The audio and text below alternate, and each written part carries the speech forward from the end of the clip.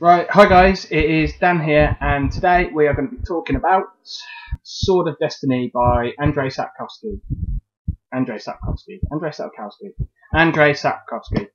This is a collection of short stories, and it's the second entry chronologically in his Witcher series of fantasy books. Now, the first two books in the series, this one and The Last Wish, which is the first one, are short story collections, and then there is a 5-novel linked series, and then like one standalone novel, which is sort of connected to the series, but it's not in the same plot arc as the 5-novel sequence.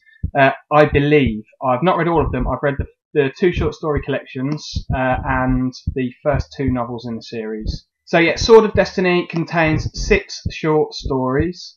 Try saying that quickly. And some of them are standalone, others reference events from the first book in the series, the other short story collection, The Last Wish. And we follow the adventures of Geralt of Rivia, who is a magically enhanced professional monster hunter called a Witcher. Although in reality the book is less about the monster hunting and it's more about his sort of internal struggles with his own moral code and with his idea of destiny, as well as the relationships he's got with other characters and developing them, especially with his sort of on-off lover, the sorceress Yennefer of Vengerberg, and also with Ciri, who's this child princess from a conquered land who is somehow, their fate is linked. Now, the format of this short story collection is slightly different to The Last Wish in that we don't have a meta story tying the short stories together into a sort of vaguely coherent narrative. But I would say that the stories in this collection are more pertinent to the overall narrative of the novels as well. So yeah, Sword of Destiny. Is it any good? Well, to be honest, I think it is pretty inconsistent throughout the book. The first 3 short stories I thought were pretty average, although they did have some good aspects to them, but I found them a bit of a slog to get through. But with the last 3, I think there's a big step up in quality, and they did a great job of really fleshing out the characters that we met in the first short story collection, and also setting up the narrative arc for the novel series really well. So yeah, as I said, the first 3 short stories I didn't find to be too great. In the first one, The Bounds of Reason, Geralt gets together with 2 of the people that we met in The Last Wish, Yennefer and his sort of best mate, the travelling bard Dandelion, and they get together in a group in a larger group with a bunch of other characters that are all going off to hunt a dragon. But Geralt refuses to kill the dragon because it's against his moral code to hunt intelligent creatures. And I thought, there was some insight into Geralt's moral code, and 3 Jackdaws was a really interesting character with a bit of a nice twist at the end. But overall, I found it to be really slow-paced, and there just wasn't enough there to really hook my attention. Next up, we've got The Shard of Ice, the next short story. And in this one, we really explore Yennefer and Geralt's relationship a bit more. And basically, we see sort of firsthand why their conflicting personalities are not going to work well together. Their relationship has pretty much settled into a rut, which neither of them is particularly happy about. And Yennefer is pretty much just two-timing Geralt. So yeah, this short story is just about that whole situation blowing up. I thought the portrayal of their relationship in this story was handled pretty well, but to be honest, I just don't find it to be the most engrossing aspect of the overall plot of the series. So that's kind of why I didn't enjoy that story so much. Again, it was really slow-paced. It took me a while to get through. Even though they're really short, it was taking me ages to get through those first 2 stories. And then you got the third story, Eternal Flame. I didn't find it to be particularly relevant to anything, and it lacked the, substance and the strong thematic work of some of the other stories, which is where I think Sapkowski really excels normally. Along with his generally his character development is excellent, but again, that was lacking in this story, I thought. It did have more of a sort of light-hearted feel to it, though, and it was a bit of a counter to the slow pace of the first two, so that was all right. But yeah, now the last three stories.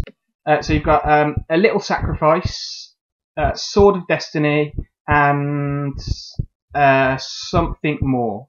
And like I said before, these three really step up the quality level overall.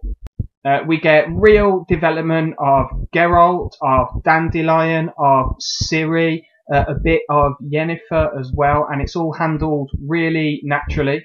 There are some great secondary characters, especially Essie Daven, who's this poet friend of Dandelion's, who Geralt ends up using as a bit of a rebound from breaking up with Yennefer. We get another one of the fairy tale retellings that I really enjoyed from The Last Wish. This one is a bit of a Little Mermaid retelling. There are some real emotional moments, especially regarding that Essie Daven character that I mentioned, and also at the end of Something More, but I won't spoil that if you haven't read the book, but that's a real, nice emotional moment. Geralt struggles with his own self-worth, and with the concept of destiny are dealt with very well, I thought.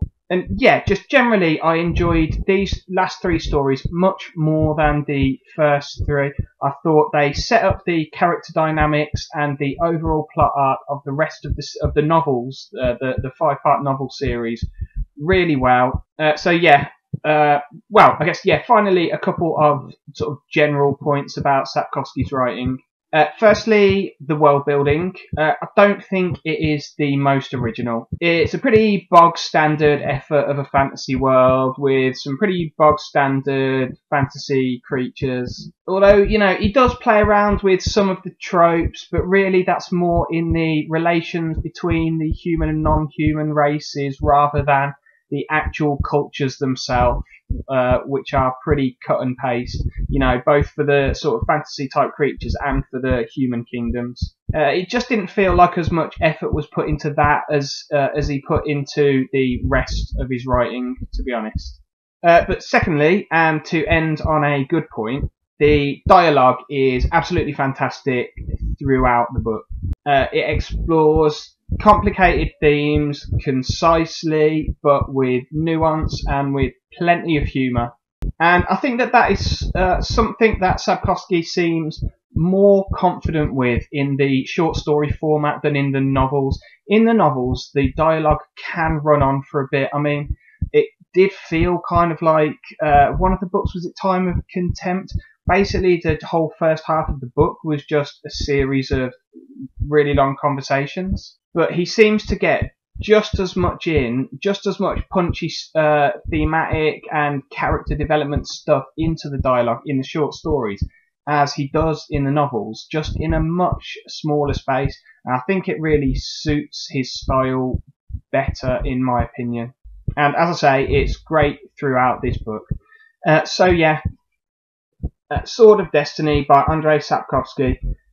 Like I say, it's 6 short stories, and it's kind of hit and miss.